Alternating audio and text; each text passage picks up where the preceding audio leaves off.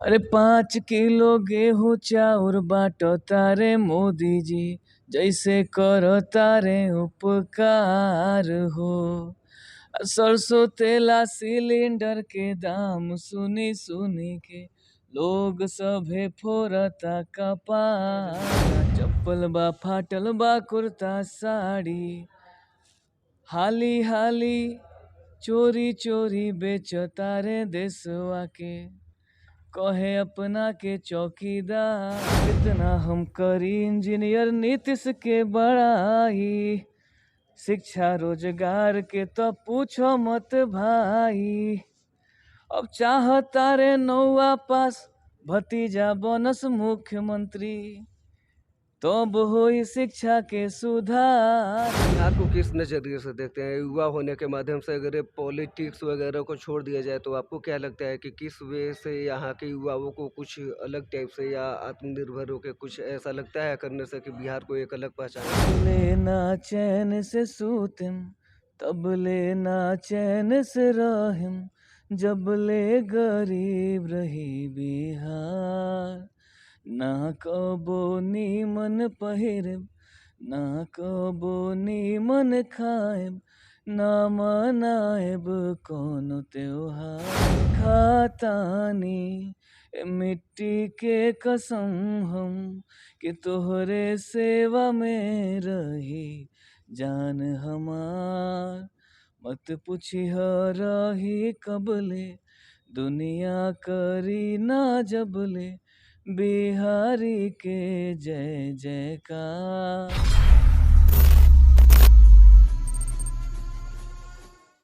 नमस्कार, आप सत्याग्रह टाइम्स देख रहे हैं। मैं हूँ सानू पांडे। इस वक्त हम मोतिहारी में हैं और हमारे साथ इसी चंपारण की धरती से एक युवा कवि हमारे साथ हैं जो गाना गाते हैं या बहुत सारे पार्टियों पे या कह लीजिए जो विकास नहीं हुआ है उस पर कटाक्ष करने का भी काम करते हैं अपने गीत के माध्यम से।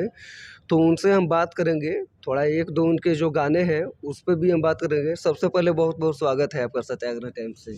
आपका भी बहुत बहुत स्वागत है, धन्यवाद।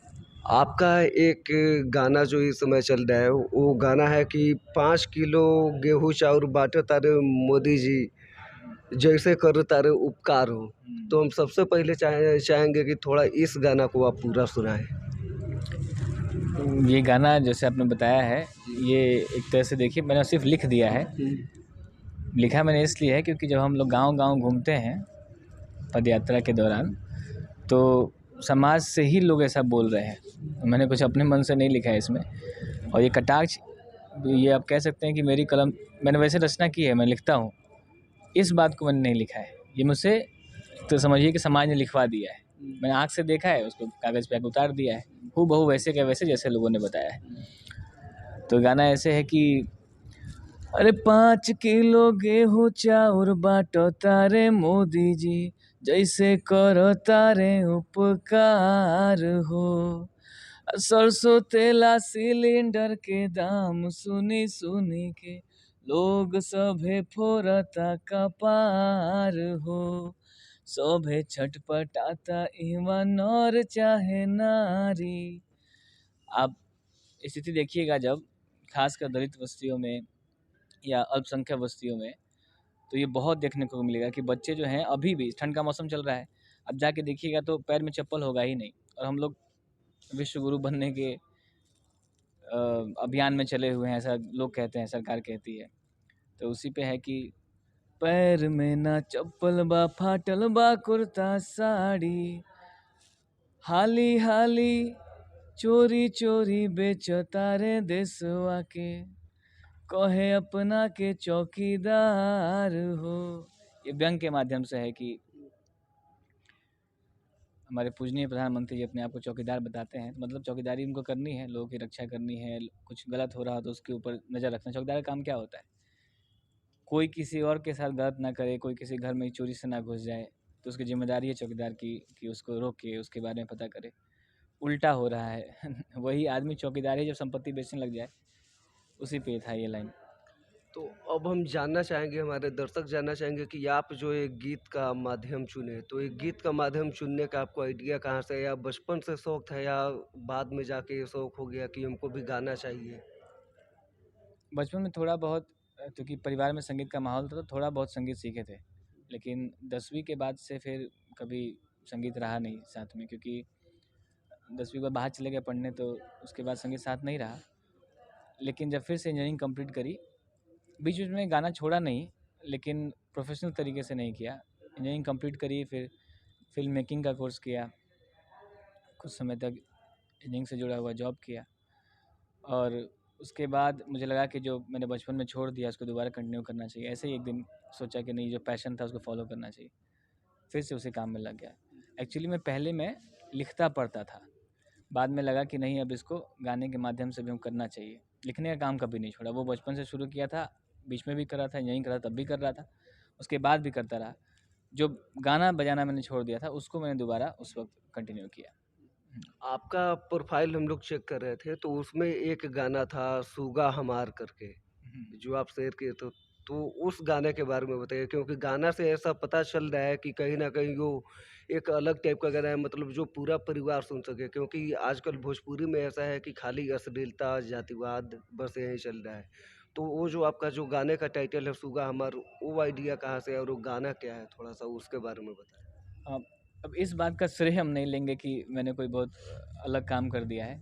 बहुत सारे लोग हैं जो नया प्रयास कर रहे हैं, नए तरीके से कुछ अच्छा करने की सोच रहे हैं, लेकिन पॉपुलर वो हो जाता है गलती से जो थोड़ा भड़काऊ है, जो असामाजिक है। लोग, मैंने बहुत देखा है प्रयास करते हुए लोगों को। बहुत सारे चैनल, जैसे आप बेजोड़ चैनल देखेंगे, उसके अंदर हमेशा अच्छा संगीत मिला है सुनने को, तो बहुत सारी चीज़ें मोटिवेट करती हैं। लेकिन मेरा जब इसका जब म्यूजिक सुना था, मेरे एक दोस्त ने जिसका नाम है रोहित, म्यूजिक इंडस्ट्री में उसने अपना नाम आरजी म्यूजिका रखा हुआ है, उसने ये म्यूजिक बनाया था। म्यूजिक के बाद उसने एक वर्स सुनाया गाना, तो वो मुझे लगा कि थोड़ा सा हिंदी नुमा गाना है।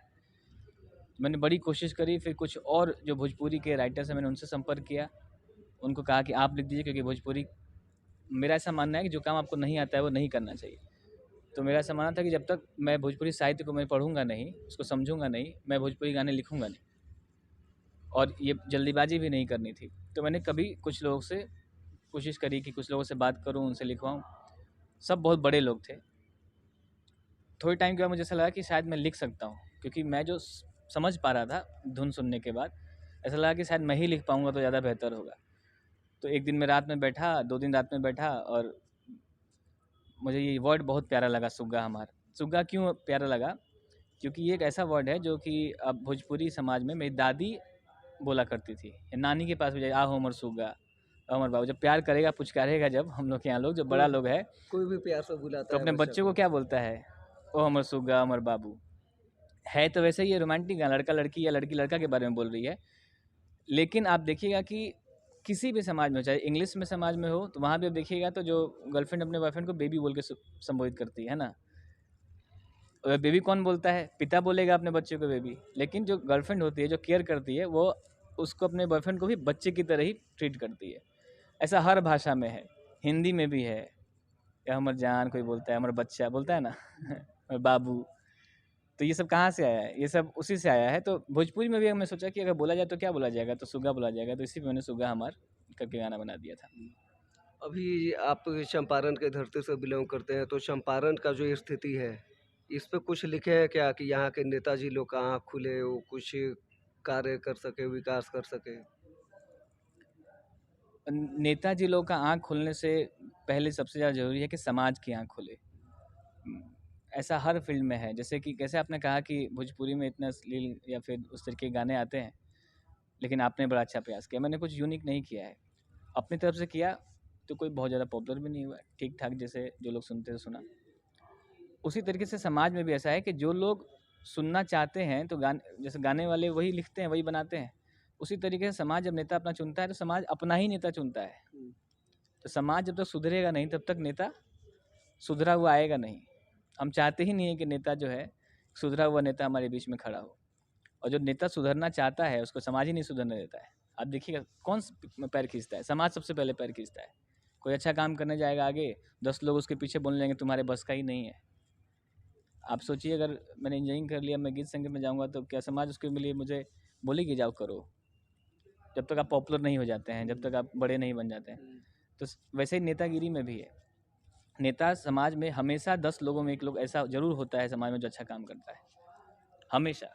आप युवा है, बिहार में बहुत सारे युवा जो है बेरोजगार है। सरकार कहीं से युवाओं के रोजगार के लिए कोई काम नहीं कर रही है। इस पे क्या कहना चाहेंगे? सरकार रोज़गार के लिए काम नहीं कर रही है, बात सही है। सरकार के पास शायद वो नीयत नहीं है। अब याद कीजिए 2005 में जब सरकार आई थी, ये वाली सरकार, इससे पहले की सरकार को लोगों ने बोल दिया था कि ये जंगल राज है। उनका अपना मानना था, अपना बोल दिया, मैं नहीं बोल रहा हूँ। अगली बार जो सरकार आई है तो वो एक इंजीनियर की सरकार थी, मतलब एक उसका चीफ मिनिस्टर एक इंजीनियर था, इलेक्ट्रिकल इंजीनियर।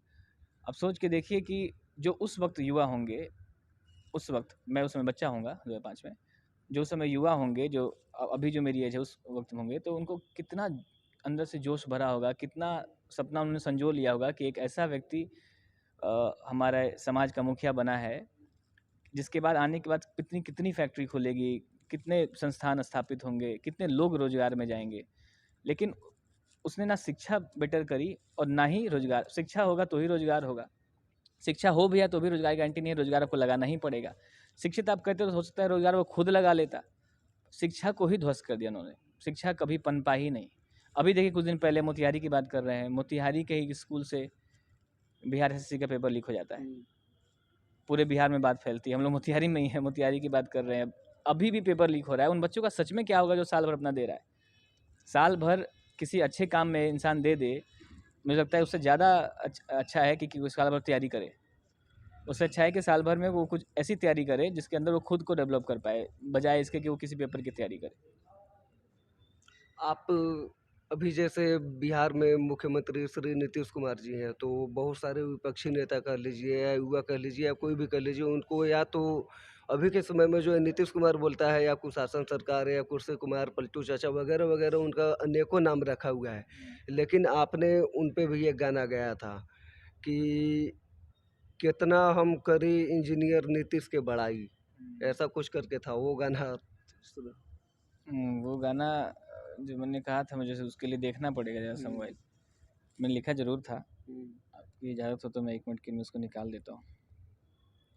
वो उसी में था कि कितना हम करी इंजीनियर नीतीश के बड़ाई, शिक्षा रोजगार के तो पूछो मत भाई, अब चाहता रे नौवा पास भतीजा बनस मुख्यमंत्री, तो हुई शिक्षा के सुधार हो। ये मैंने लिखा था उसी पे, वो उसी में जो 5 किलो गेहूं चावल था उसी की अगली पंक्ति थी ये। तो ये नेताओं से देखिए, नेताओं से कोई भी कंप्लेन नहीं है हम लोग को, कंप्लेन सिर्फ उसकी उनकी नीयत से है। चेहरा तो कोई भी होगा, अगर मान लीजिए आप मुझे ही बना दीजिए कुछ कि गाना लिख दिया और मैं ही कुछ बन गया, तो जो भी थोड़ी ना है कि कोई ठीक कर देगा। बिहार को किस नज़रिए से देखते हैं? युवा होने के माध्यम से अगर ये पॉलिटिक्स वगैरह को छोड़ दिया जाए, तो आपको क्या लगता है कि किस वे से यहाँ के युवाओं को कुछ अलग टाइप से या आत्मनिर्भर होकर कुछ ऐसा लगता है करने से कि बिहार को एक अलग पहचान मिल सके? ज़रूर किया जा सकता है। आप देखेंगे तो अलग अलग तरीके से प्रयास किए जा रहे हैं अलग अलग व्यक्तियों द्वारा। एक सफल प्रयास हो सकता है कि जिस लिहाज से आप मेरा इंटरव्यू कर रहे हो, मैं जहाँ पे आपने ये गाना सुना भी होगा वो जन स्वराज के पदयात्रा के मंच पे सुना होगा।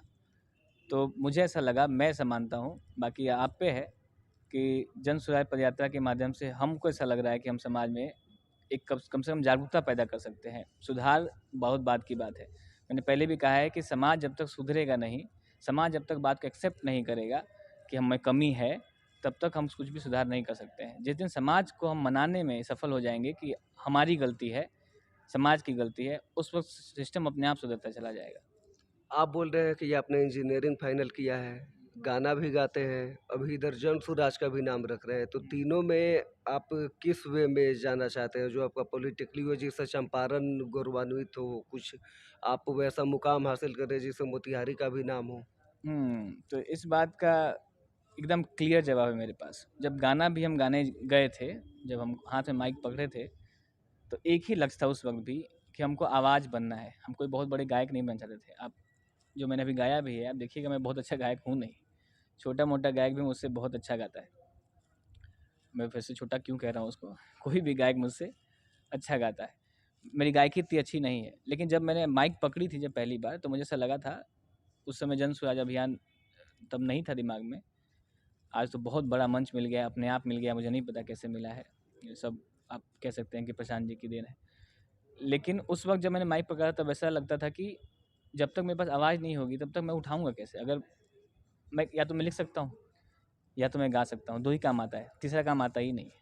अब मैं इंजीनियरिंग कर रहा था, किसी कंपनी में जॉब करता, क्या ही बना लेता उससे, 10 पैसे कमाता, कुछ अपने लिए बचाता, कुछ समाज में लगाता, बड़े स्तर पे नहीं कर पाता। ऐसा लगता था जिस दिन मेरे पास आवाज़ आ जाएगी तो मैं अपने जैसे 10 लोग को और तैयार कर दूँगा कि चलो मैं गा रहा हूँ तो मैं क्रांतिकारी गीत भी लिखूँगा, अपने अपने आप को चलाने के लिए। हो सकता है मैं रोमांटिक गीत लिखूँ, लगता है कि गीत लिखूँ, हो सकता है वीर रस की कविता करने लग जाऊँ, लिखने लग जाऊँ, उससे 10 लोगों को और मैं मनाऊँ। अगर मेरे बड़े-बड़े प्रोग्राम्स होने लग जाए, उस वक़्त मैं सोच रहा था, हुआ कभी नहीं, मैं अभी भी छोटा-मोटा ही कलाकार बन के रह गया। लेकिन अगर मैं बहुत बड़ा कलाकार बन जाऊँ तो समाज के लिए ही कुछ करने चला जाऊँ, उस वक़्त मेरे पास पैसे हो जाएँगे तो खूब करूँगा।